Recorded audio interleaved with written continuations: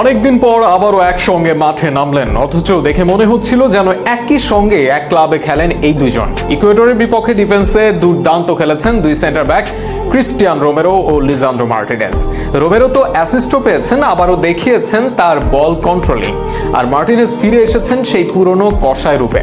এই বছর ফেব্রুয়ারিতে ইনজুরিতে পড়েন, এরপর ফিরে আসেন মে মাসে। পুরো সিজন কেটেছে একের পর এক ইনজুরিতে। লিগে খেলতে পেরেছেন সর্বসাকুল্যে 11 ম্যাচ। এই ইনজুরির কারণে শুরুতে ফর্মেরও ছিল ঘাটতি।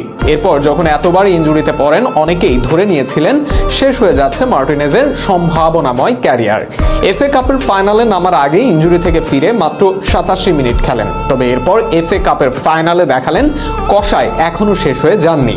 সেই ম্যাচের পর ম্যান সিটি বস গার্দিওলার করতালি পেয়েছেন। তার প্রশংসায় এতটাই মজেছেন এই অভিজ্ঞ স্প্যানিশ যে তাকে বিশ্বের সেরা 5 ডিফেন্ডারের একজন বলেছেন। এবার গার্দিওলার কথার আরো একবার প্রমাণ